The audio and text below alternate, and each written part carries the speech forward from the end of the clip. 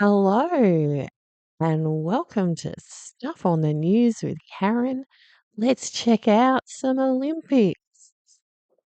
The gender storm over two female boxers at the Paris Olympics continues after Bulgaria's Svetlana Stanova lost her bout to Taiwan's Lin Yuting. She gestured XX with her fingers, possibly signalling her female chromosome. It comes as claims fellow contender, Algerian boxer Iman Khalif, shouldn't be allowed to compete because she failed a now discredited gender test. Both boxers were born women but were suspended by the International Boxing Association last year after failing a series of illegitimate but still undisclosed tests. And to unpack this story, we're joined by sports journalist Tracy Holmes. Tracy, can you clear this up for us once and for all? Is Iman Khalif a woman? Well, if you consider that when she was born, the doctors identified her as female. She was given a female birth certificate. She was given a female passport. She's been raised by her family, community and nation as a female. And so I guess in the way that that's happened for you and me, it's probably happened for her. Tracy, it's been a wild ride, this story, over the last few days. So how did the discussion on this becoming an issue about Iman being trans happen?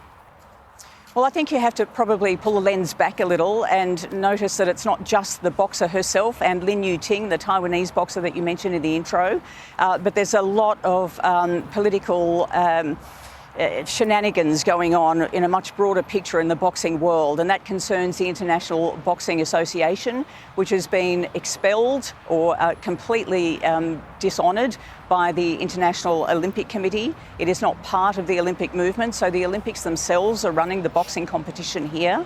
But at the start of the competition, various details started to be leaked about these two women concerned, including the fact that they were disqualified from the World Championships last year. The IOC says that that was done in an ad hoc way. It was illegitimately done. There was no process in place. And there's been all sorts of other developments since then, including the payment of money to the Italian boxer Angela Carini, or the offer at least, we don't know if she's accepted that yet, for pulling out of a match with Khalif after about 46 seconds. And all of the headlines kind of exploded at that point. Oh, it's just such a mess, isn't it? It's taken such a shine off the Olympic moment for Iman. What more do we know, just going back, about this gender test that she's said to have failed? We don't know a lot. At first, when the details were leaked, reported around the world, there were discussions about her being trans. That is definitely not the case. Then there was information that came out from the IBA side that said they had failed testosterone tests.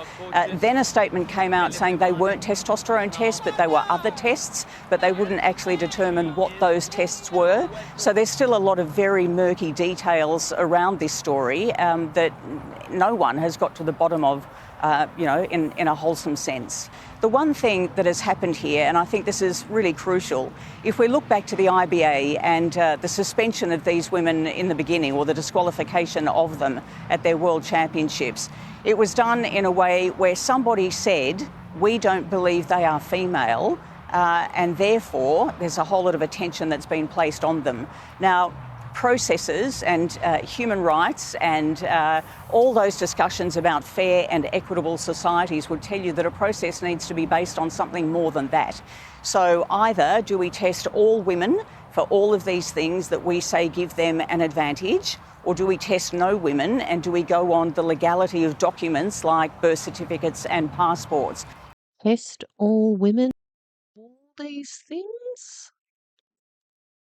Well, you could do a cheek swab for XX or XY chromosomes, or a less invasive way,